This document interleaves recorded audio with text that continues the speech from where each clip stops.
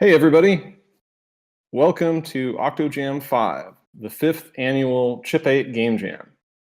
Chip 8 was a virtual game console invented in 1977.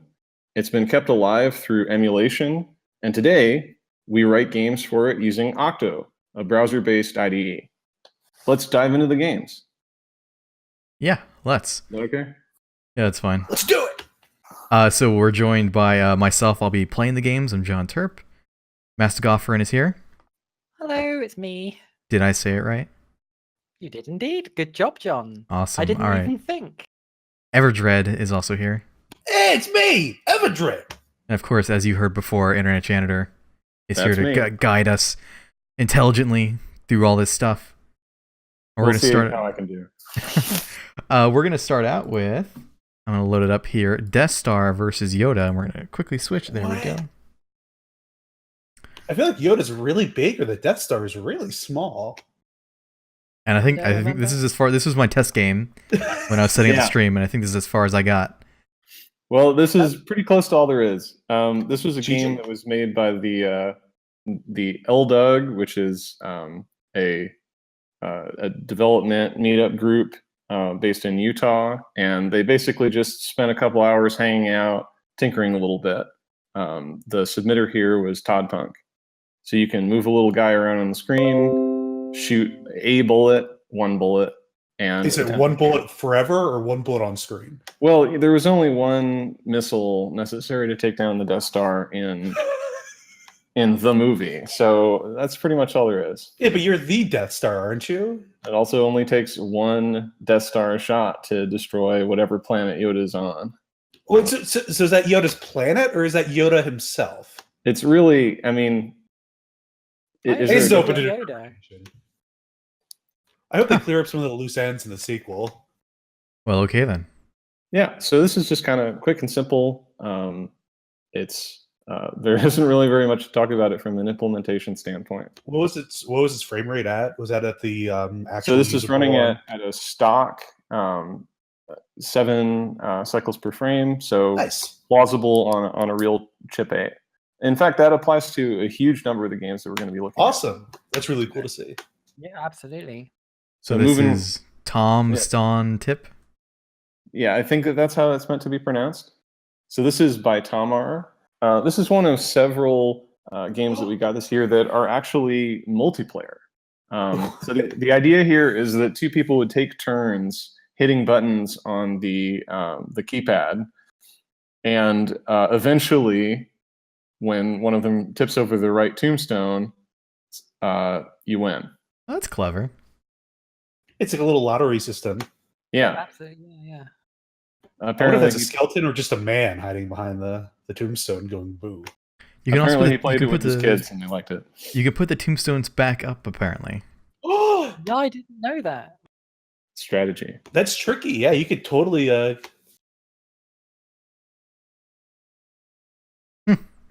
For such a simple concept, I felt like this was actually really well executed. Yeah, that's neat. I'm There trying to isn't, think- there isn't very much to remark on about the code in particular, but it's a good concept. And honestly, with just like some minor modifications to it, you could flesh this out into a very interesting game. Yeah. I played it a couple times with my husband, just kind of having a go, and it was entertaining. Also, the Alrighty. intro cutscene is great. yeah, it is. Moving on, we've got a Fractal set here. So this is one of several entries by, I think I'm going to attempt to pronounce the username as a cozy one. Oh, yeah, I can see that. Yeah. So he did a bunch of experiments involving doing floating point math using the Chip 8 instruction set. And one of the things that he submitted is just computes a whole bunch of fractals. You can configure a bunch of settings for how these things are drawn. And if you dig into the source code of this application, it's actually designed so it's pretty easy to tweak it and compile a version that will work properly on everything from stock Chip 8 up to using all the features of Exo Chip, the Octo-specific extensions, in order to use higher color depth and higher resolution. He even played with making his own fork of Octo that increases the resolution further. So probably the most notable thing about this program, though, is that it is actually doing a tremendous amount of work in order to compute these fractals. This is by far clocked the highest of anything entered this year. If you dig into it, it's actually doing 250,000 cycles per frame. Can we reduce it a bit and see it propagate? Yeah, you could crank it down to 1,000 using Octo's interface. That's the highest that it'll let you go by default. And if you do that, you will notice how achingly slow it is. Yeah. This is as high as Octo will go in stock. It's 1,000 cycles a second. Yes. And that's what, like 150 times faster than normal? That's yeah, something like that. All of the timing information that we, yeah, I mean it's still actually not too bad if you compare it to what it would take to compute one of these fractals on 8-bit computers during the 80s or something like that. Oh man. And another thing that's worth noting here is the dithering that's used to achieve something resembling a higher color depth. It actually looks really nice. And we'll see some more illustrations of that later. It works really well with the 4 colors. I was going to say, so there's a lot of options, and those options, you don't really need to recompile the ROM. You can turn off a lot of the features, and then it will just run as the stock ROM that the program that we have here will run on the other platforms. At least it seems. Yeah. So it will avoid the instructions that will make everything crash. But it really does look a lot better with 4 colors. And if you think this is a bit slow, I have a calculator. Just gonna see this real quick, and then we'll move on. Yeah, it's that's the Mandelbrot set. I believe this is the Julia set. Correct. This one is. All right. Oh, majesty. Already bored. I mean, it's basically just kind of like that dial-up image loading experience that perhaps we can all look back to our childhood to remember. Except it's a fractal. And now we have Chip Cross. Chip Cross. This is by Buffy. This is a implementation of Picross. Oh, nice. Oh, hey, we know that, don't we? Let's see if you've learned. Picross is good. Nanograms. The controls are really straightforward. It's just ASWOD and E toggles cells. When you manage to complete a pattern, it just goes on to the next level. It's a really, really smooth experience. And I sat here for like 15, 20 minutes working my way through most of the puzzles. There's kind of a ramp in difficulty around like puzzle 7, I think. The first few do a good job of easing you into how Picross works. I felt like it was a pretty well-designed set of puzzles. So when there's the two rows of numbers here, Yeah. I'm blanking on what the... That means that they're contiguous groups that have some kind of gap. So there's two, at least one space and another 2. Correct. Oh, this ramps up hard, doesn't it? This is actually the only game or program that we had submitted this year that specifically runs on S-Chip, which are the extended set of instructions that are available for programs that originally ran on HP48 graphing calculators. Yep, that's right. And I think it's basically just for the higher resolution. That was wrong, John. It might have been possible to make Picross work in the stock 64x32 resolution, but it would not have been anywhere close to as user-friendly as this one is. So the information that you know, John, for the very first column, that's a 2 on the bottom, so you know that's 2 dots on the bottom. There's a second dot directly above the bottom one. And the same for the second to rightmost row. It's quite interesting to see a 7x7 grid. Mm-hmm. And I guess it's just what sort of fit in the... Yeah, it seems perfectly spaced for it. So does this give you the ability to set not here, or is it only yes or no on the boxes? It's just yes or no. Okay, because you're only working with 2 colors, I didn't really feel like it was necessary to mark off cells. as grids get more complex and you have like more difficult Picrosses, it's definitely helpful to say like this one isn't. But that's a complexity thing. I did miss it as an option while I was playing it, but the fact that we're talking on the merits of its interface does speak rather well of the game. Yeah, this is Right. I mean this is about as pure Picross as you could get. This is the simplest version of it, I think. So it's really cool to see. From an implementation standpoint, I would note that this program makes quite good use of the macro capabilities that Octo has in terms of metaprogramming. So, like if you're interested in seeing kind of a sophisticated application of this, take a look at the output_level macro in the implementation of this. That is right. The way that it stores the level data involves keeping track of both a set of bytes for the horizontal viewpoint and a vertical viewpoint. Having the data in two copies, one of which is transposed, makes it much simpler to compute all of the runs and make sure that they're working properly. I would have liked to see the levels be up across in its own, where you have to complete certain levels, and if you complete the wrong ones, you have to uncomplete them to make your own Picross in the level screen. All right, what am I missing here? That's filled. You're so close. Third row from the top. There's 2, 2. So that one must be that you're highlighting there.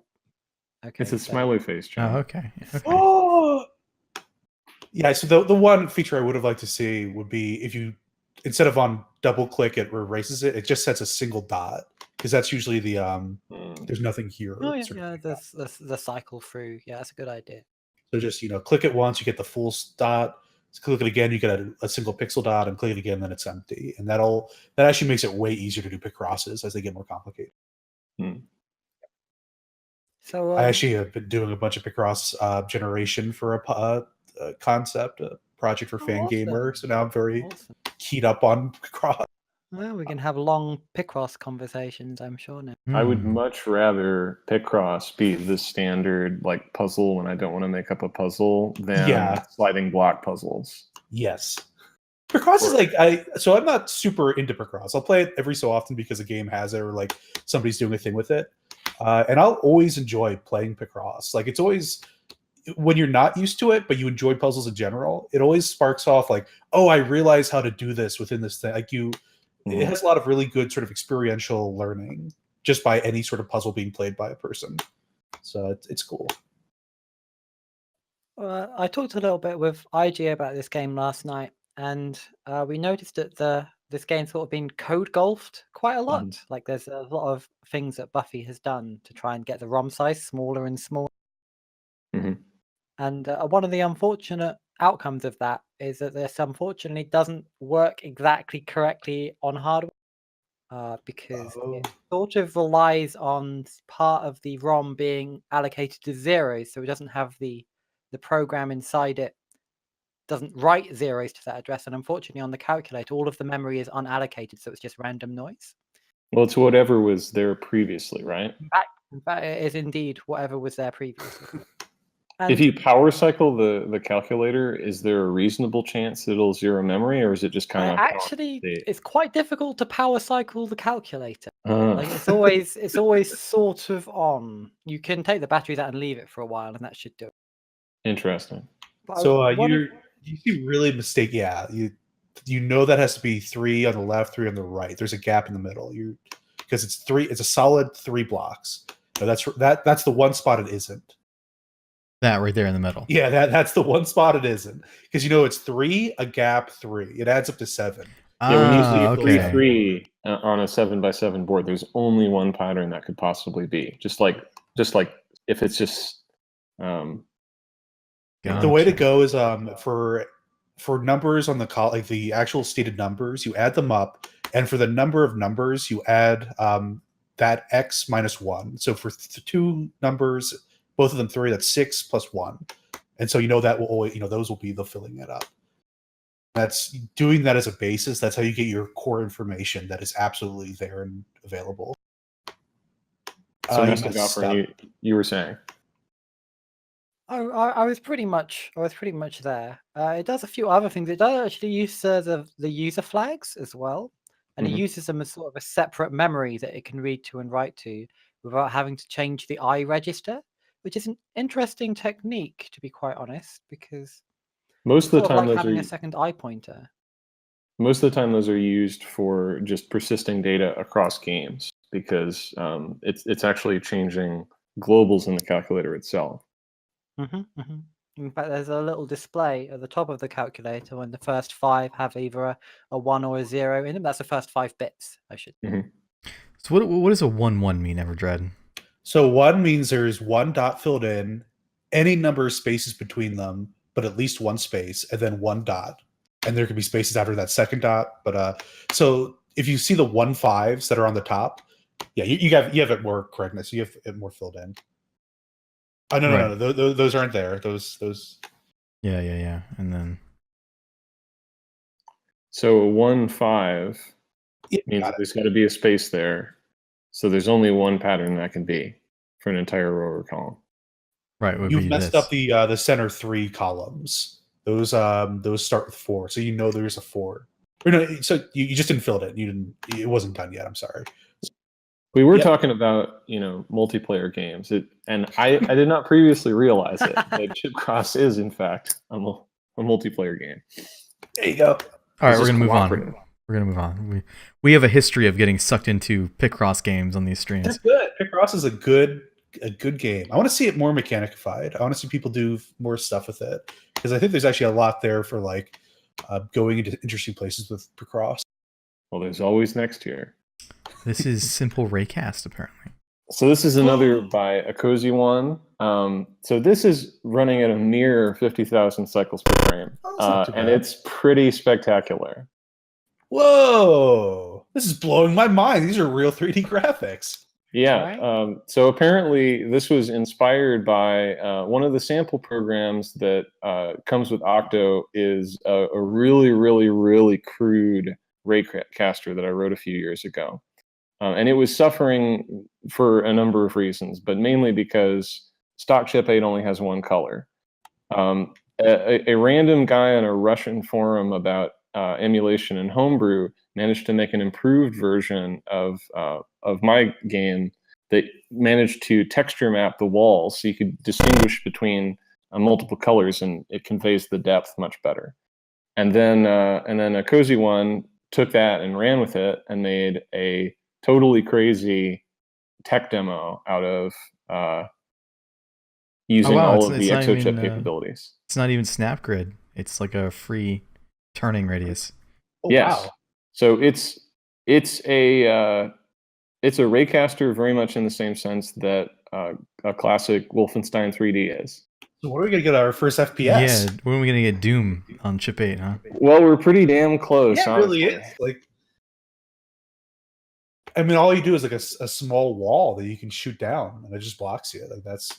Need to get some awesome circle strafing action going. And this is using the full number pad, right? So you have like freedom of finish. movement. You lose.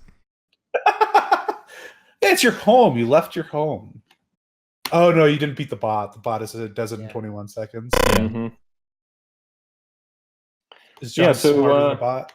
So it's as a game, it's pretty simple. As a chip 8 game, it's totally insane. Overall, I think it's a really neat tech demo. Yeah, this is cool. I would recommend, if this even slightly catches your interest, you should dig around in the source code to this thing. I don't want to alarm you, but you're at a dead end. It's not me. This is demonstration. We're watching the bot right now. Probably. Wow, this is a great screensaver. Someone should try making this into a. I think you could probably travel back in time and sell the idea to Microsoft. All right, moving on. We got Slippery Slope here. So Slippery Slope was my game this year. It's basically, have any of you guys ever played Chip's Challenge? What's the best part of Chip's Challenge? The sliding puzzles. Hell yeah. Or Pokemon Red or Blue. I mean, had sliding puzzles much in this vein.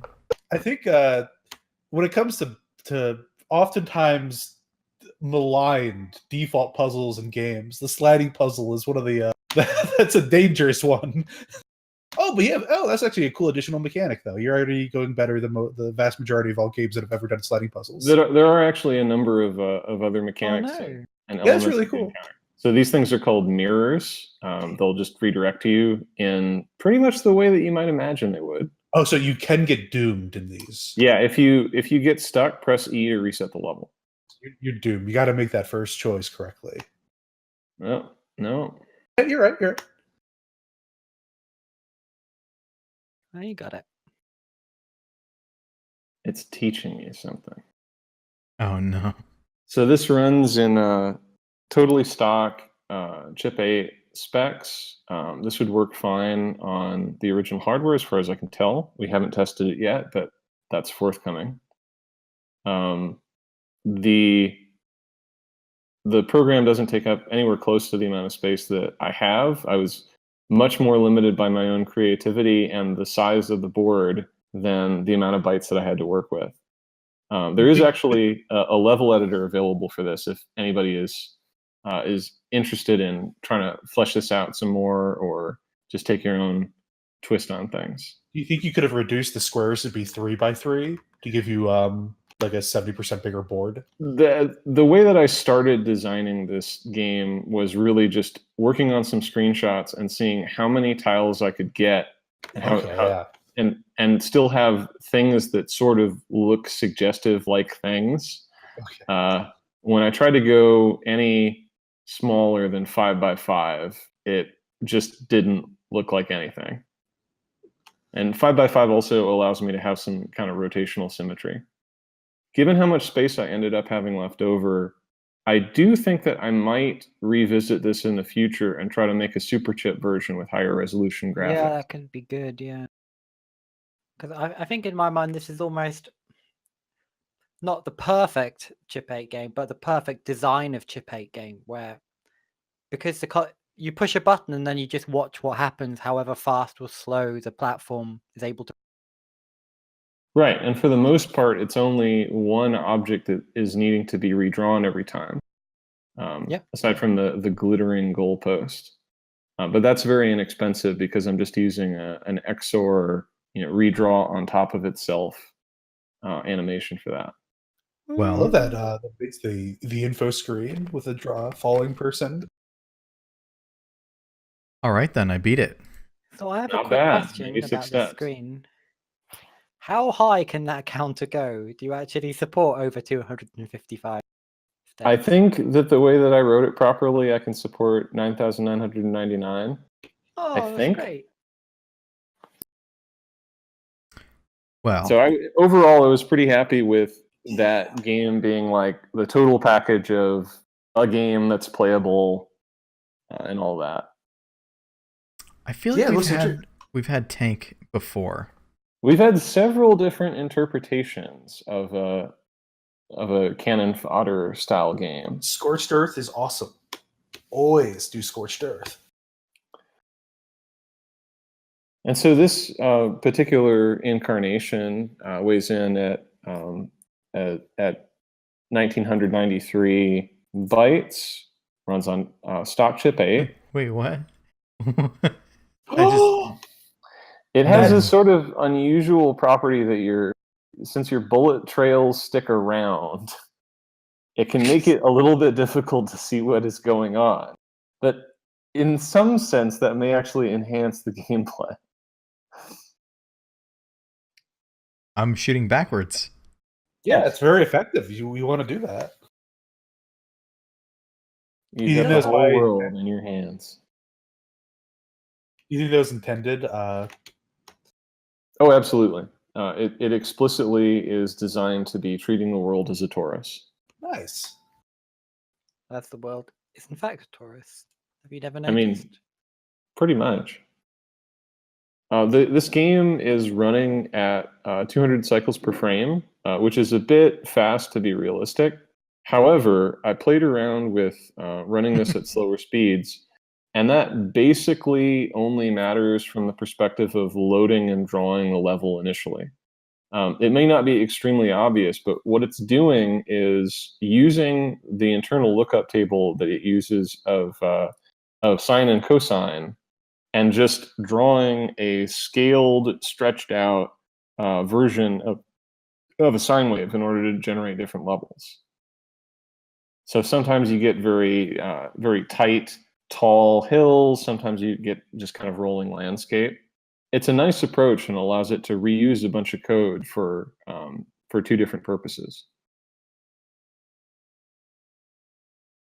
I can tell you that as soon as you get the level loaded, like on the calculator, the arcs look perfectly playable. Mm-hmm. Be interesting to see what it's like on an actual Cosmec, I think. Probably a little bit frustrating while the level initially loads. Yeah. But I could imagine playing this with a friend.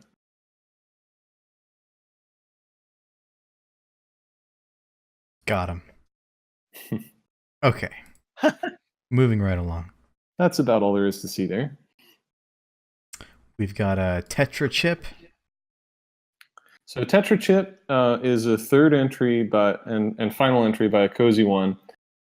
This seems to be a program that's incomplete. It doesn't really appear to do anything.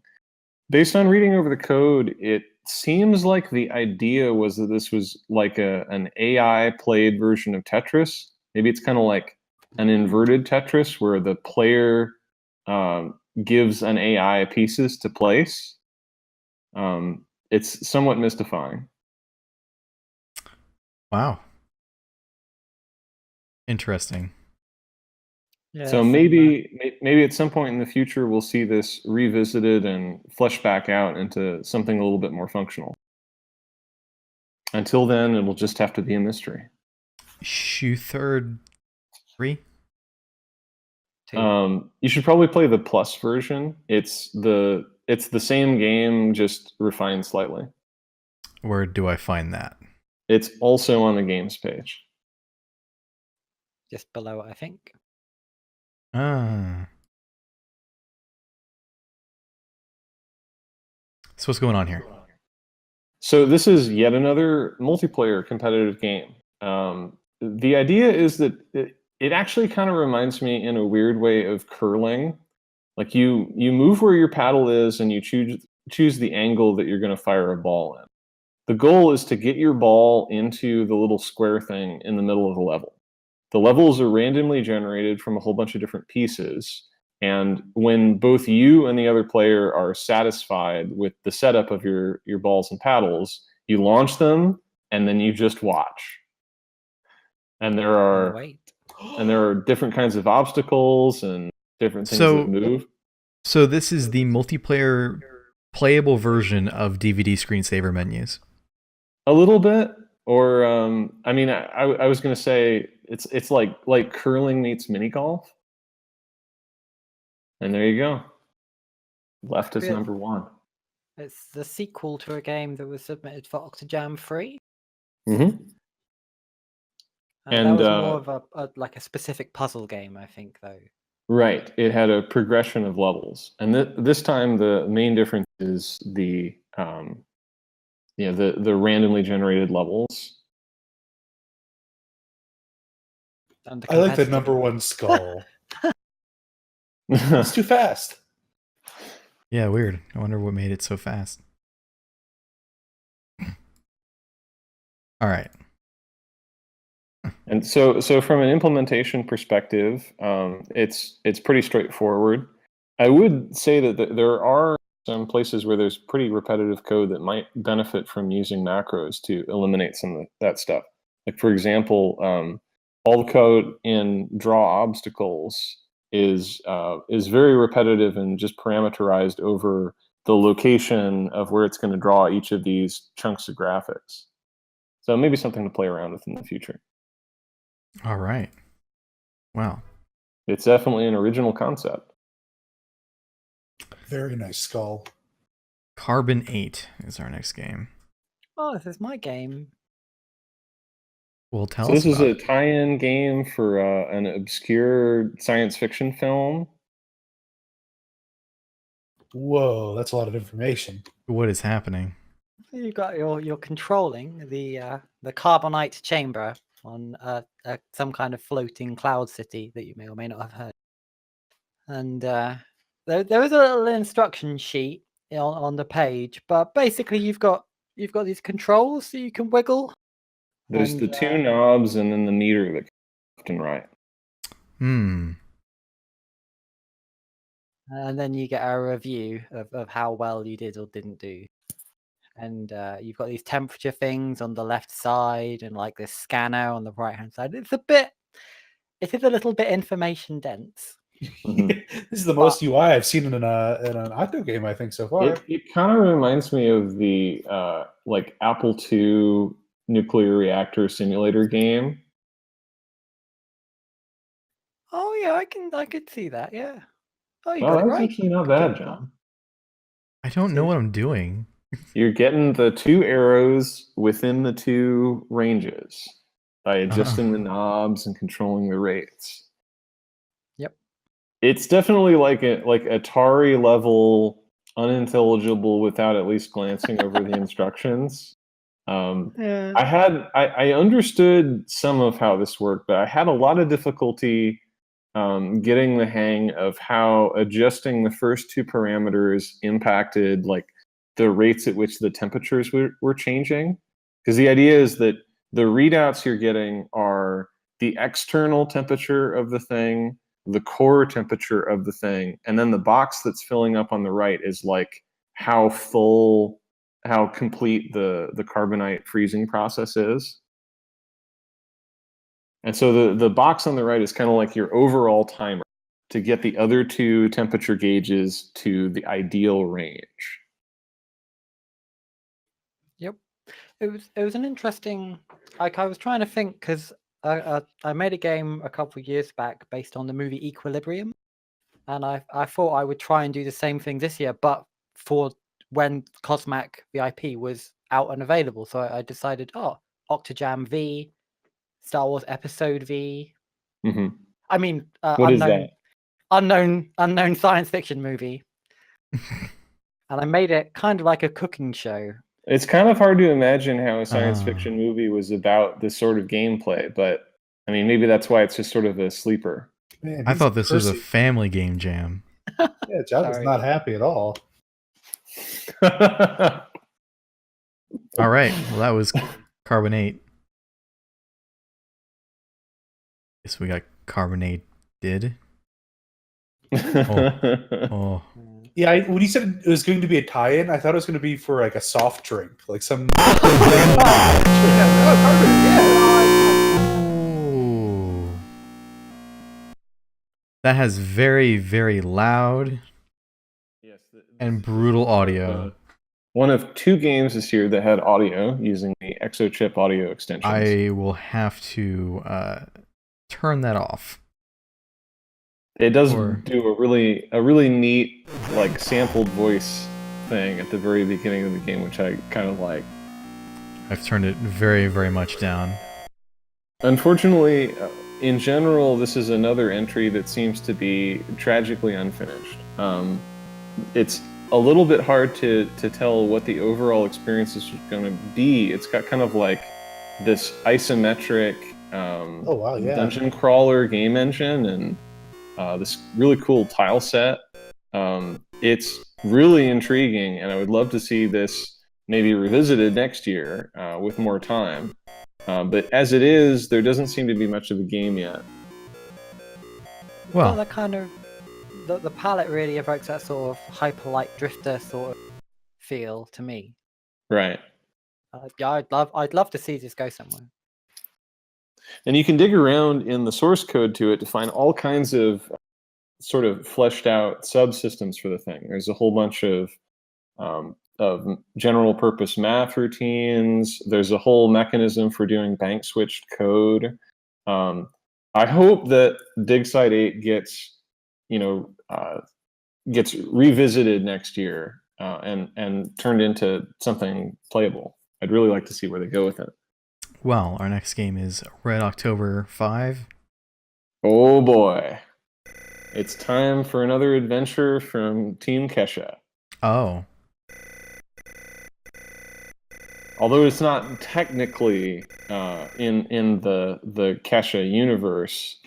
The Keshaverse, as we say. The Keshaverse. I mean, maybe it is. It's not actually clear to me whether or not this is in the same overall setting.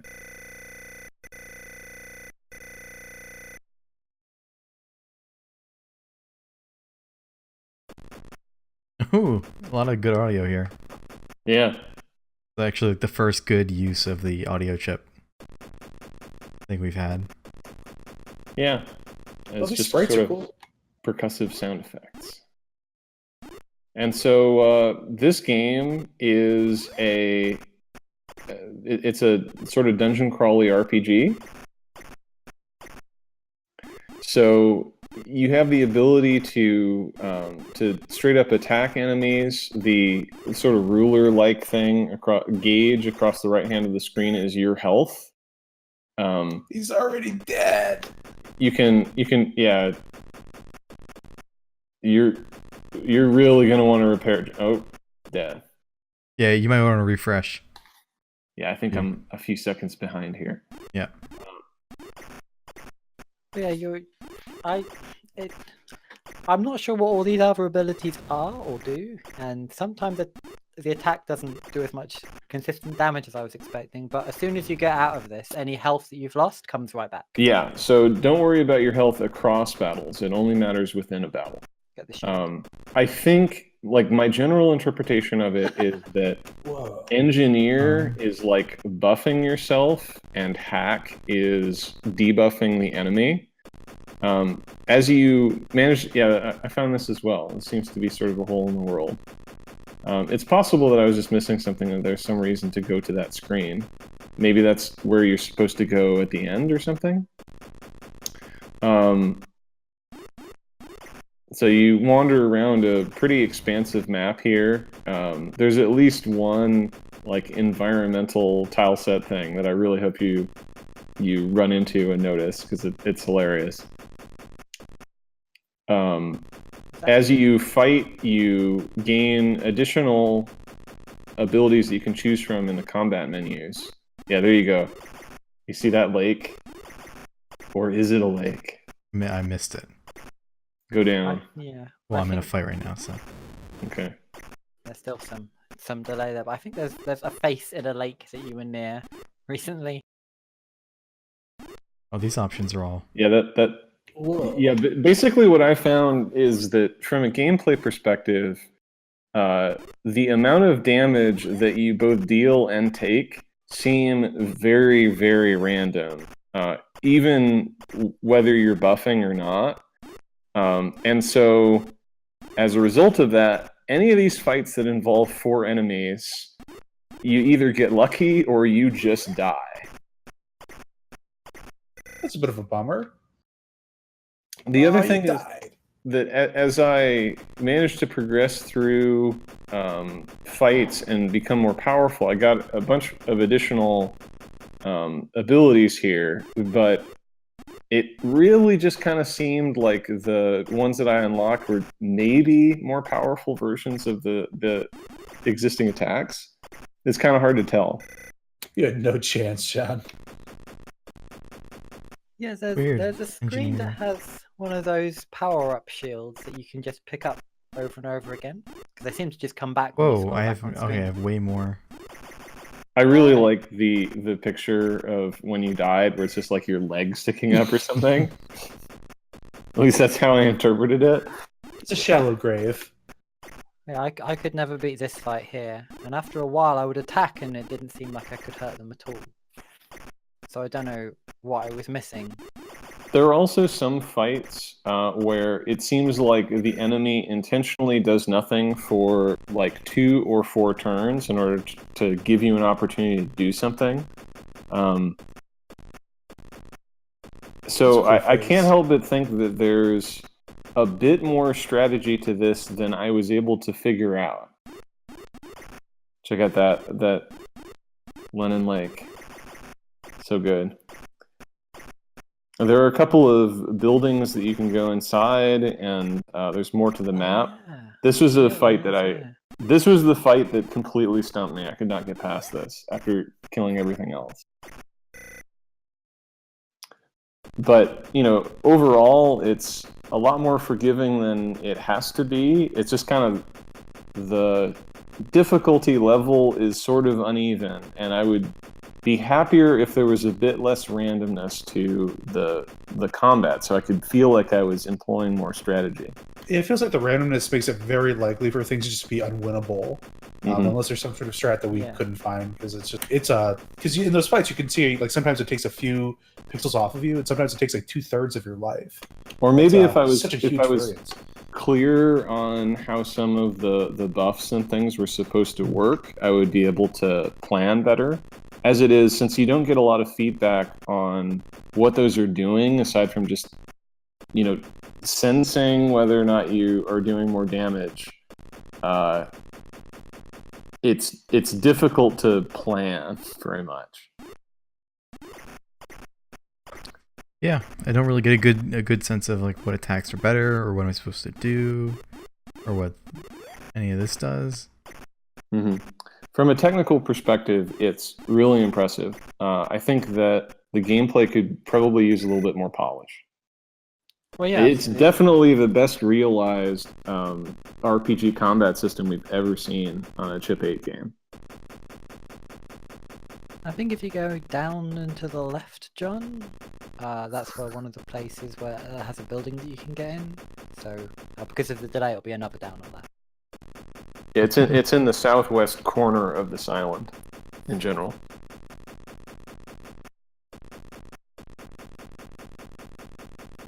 I don't see any buildings over here. You gotta go down more. I go a little bit more down, John. Ah. Double down on that down, yeah. How do you go inside? I think it might be down again. Oh, I see. Yeah, there we go. Wonder if I can just... Oh, I can't. I thought I could steal that. I cannot. Oh. Whoa. Yeah. I'm not. I like the animated sprites. That's really cool. Yeah, this is really nicely put together, and this is what IJ was saying. Like they don't seem to have done something with Ableton. Mm-hmm.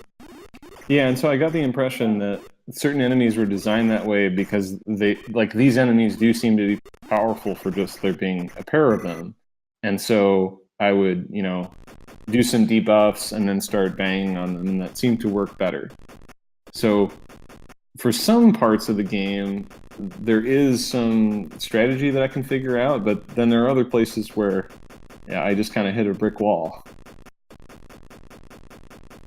Does it feel like your damage or hit points increases as you're progressing? No, I feel like it's completely random. Completely random. As you update, as you get the more powerful attacks, like grapple seems to consistently do a bit more than the other attacks. It's just kind of slight, and there's always a possibility that you'll just kind of biff. I think it's basically altering like the maximum damage for those attacks. At least that's the way that it feels. Yeah, I sort of would have liked to see like a paper, scissors, rock sort of situation. Like, oh, this attack works better against this kind of enemy. Mm-hmm. Yeah, learning weaknesses can be fun, and then having a way to scout out weaknesses is usually a neat way of going for information display. I think it's asking a lot for this platform. It's true. Limitations. I think if there's some sort of way to check information, like if you could just see a description or something, or if there was just like a page of info or a separate manual. Yeah. One of the other games that we're going to see here is a pretty good example of using external documentation to really flesh it out and make it more comprehensible. You guys ready to gong this? Yeah, I think we've seen pretty much what there is to see, at least how much I was able to discover in this game. It's really cool. There's a lot of map on this game, and it's interesting that they have interiors as well. That's just a really cool game. Yeah, it's actually kind of atmospheric in a weird way. Well, you were talking about a manual. Well, yeah, really so this is graphics on it.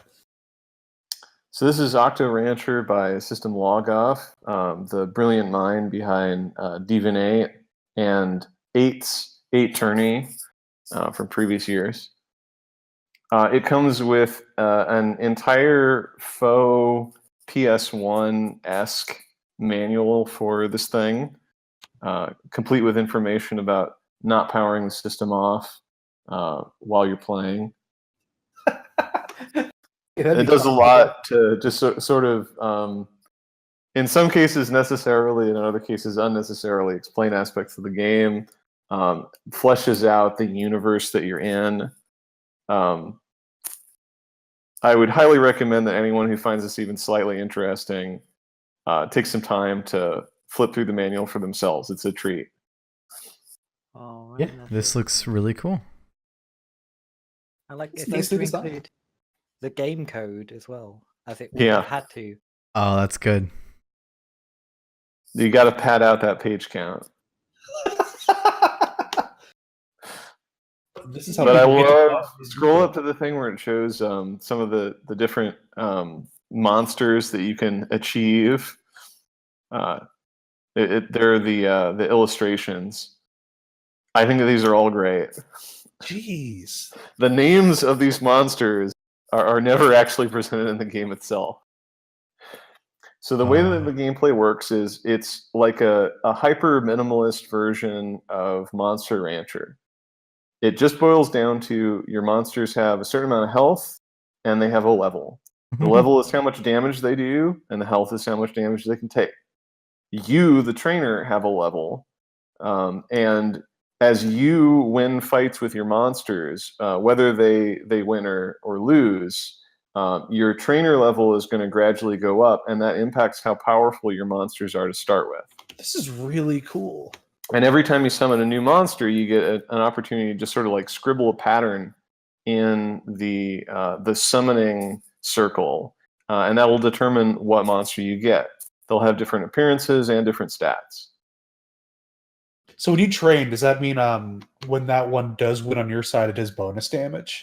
No, so training is straight up. It trades your health for the level of your monster. That's it. Oh.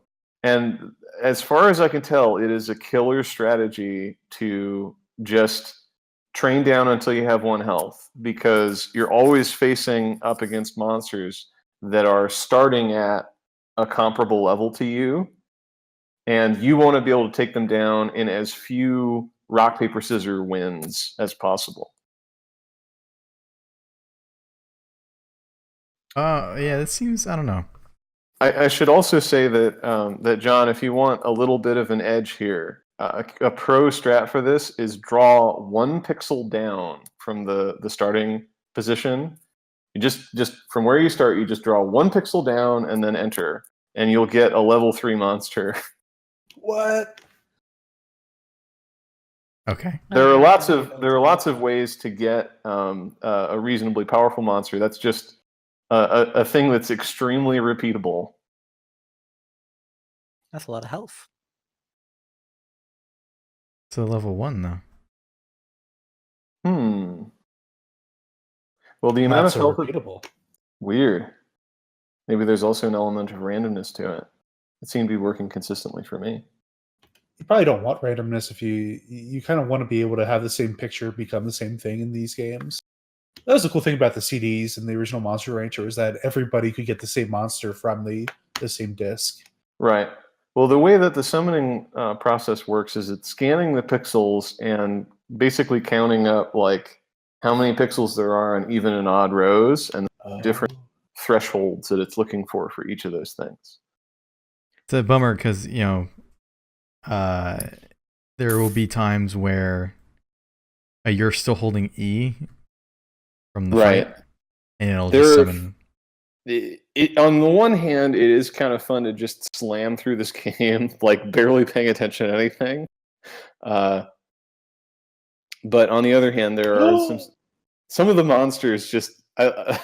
I love the bizarre appearances that you end up getting with these things.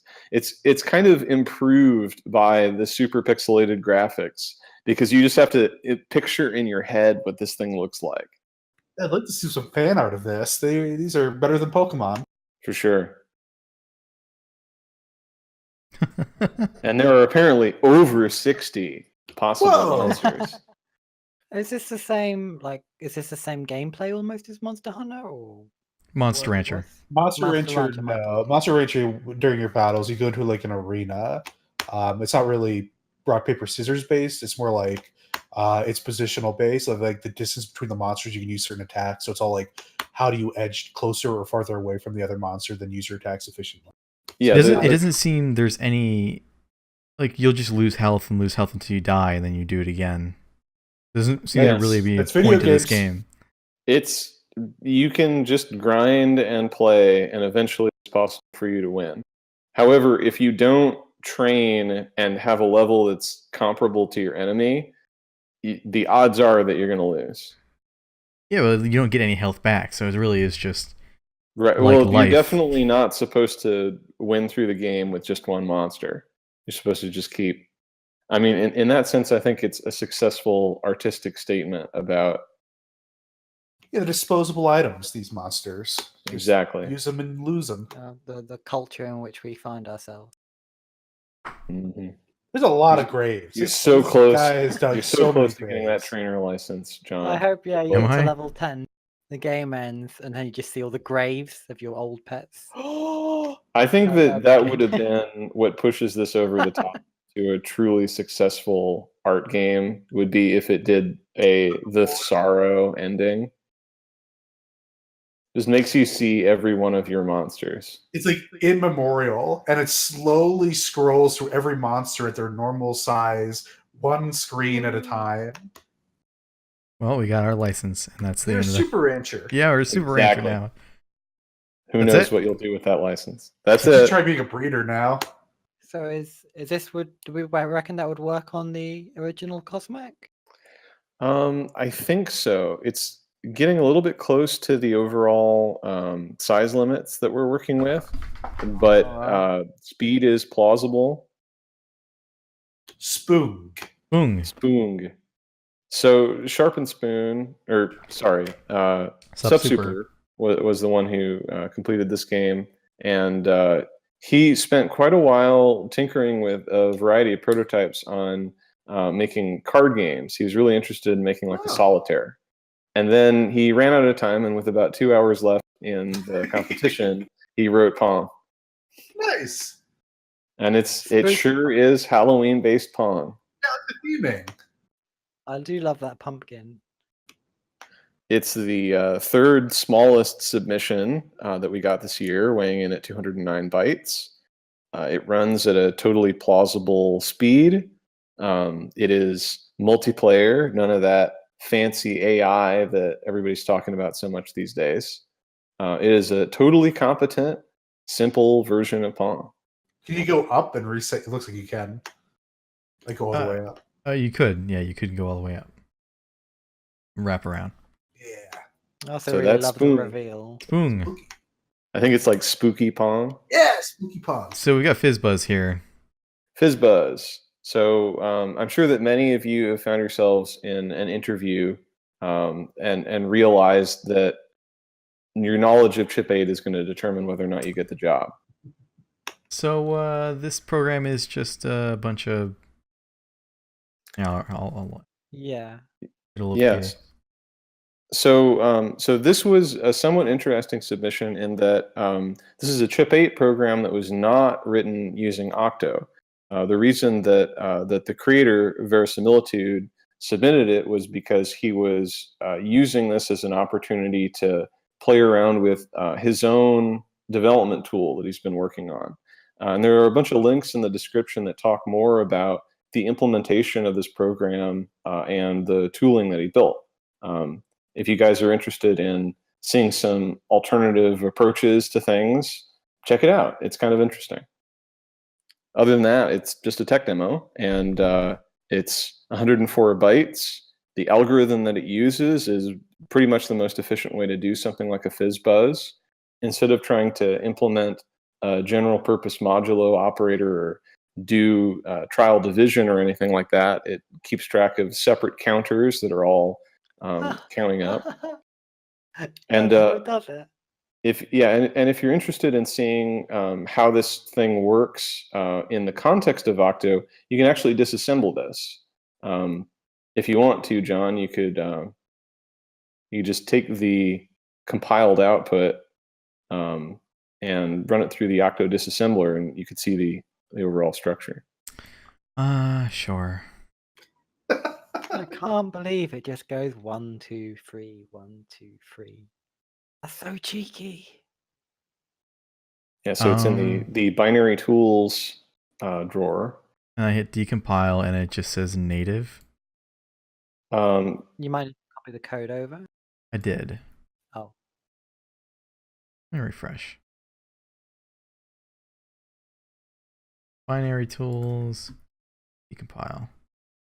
It just gives me hard to get into frame here. Let me get into frame. Yeah, if I can see more of what you're doing, I might be able to help here. Yeah, it just says that.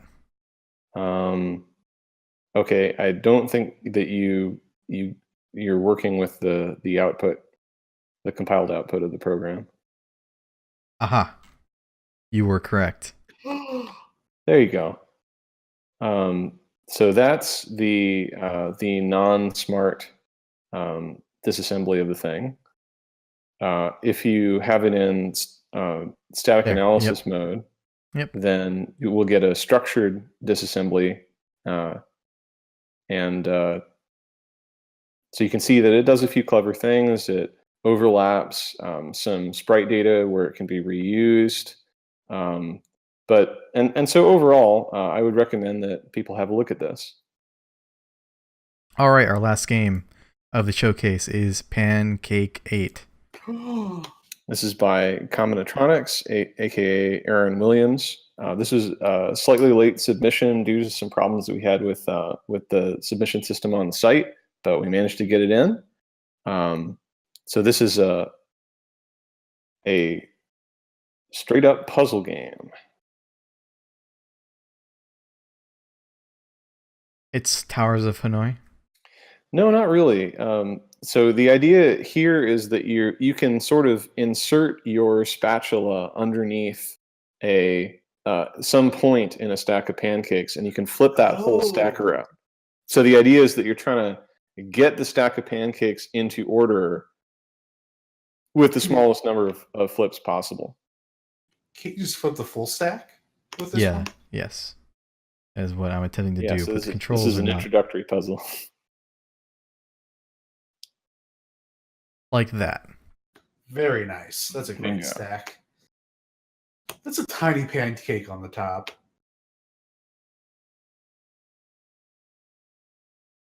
Wow, look at me. I'm so good at this. I think it's actually a pretty fun little puzzle game. Yeah. Fun random fact. The only academic paper that Bill Gates ever published is about solving this type of problem. But was it specifically with pancakes? Yes. Pancakes are of significant interest to mathematicians specializing in combinatorics. They're important to everyone. Yes, that's what you have to. That's what this game works in the honor system where you have to determine when you've won or not, and continue on. Well, you're trying to do it with the smallest number of flips possible. What do you think is the smallest number? I don't know. I'm just amazing. I'm like killing it. I like that it gets taller and taller. Oh, I'm not doing this. Since I like pancakes, I agree. This is another program that I would particularly recommend that viewers take a look at. It's written in a very nicely structured, disciplined sort of way. In particular, for all of the subroutine definitions, it includes pre and post conditions in order to keep track of like what registers get modified and what constraints hold. Can't see much because of I've got the stream framed, but right. Yeah, that's some good stuff. Trust us, it's good. One feature of Octo that's a little bit surprising to some people that I think would have mildly simplified this program is that you can actually use negative numbers as literals. If you have a negative number between negative 128 and -1, it's just interpreted as being a 2's complement number. So while there are in many cases no instructions for subtracting a literal constant, you can add a negative number and get the same effect. Oh yeah. Now I want pancakes. We all want pancakes. What a Yeah, good time. the author noted that the color scheme that Octo uses by default was particularly suitable for this game. Oh, that's right. And this was Sharp and Spoon's game. No, this was submitted by Sharp Oh, and Spoon okay. on Because of the... on behalf of Aaron Williams due Oh, to the okay. All right. submission problems. I was going to say. Well, all right. That'll So do that it. was pretty much everything. That's Octo Jam 5. Better than Rocky 5? I think Which one so. is Rocky 5? I've never seen it. You'd have to tell Is it me. the one with the kid that he teaches? But at least the 4 of us have all seen this stream, so I think that we're Yes. winning. Yes, and we hope you, the viewer, have also seen this stream and enjoyed your time. We run Octo Jam every year in October, don't we, Internet Janitor? That's right. So I hope to see you guys all next October. For Octo Jam Creed. Yes. I mean, Octo Jam 6. This is a bad joke, but thank you for watching. We'll see you guys next year. Everyone say bye. Bye. See ya!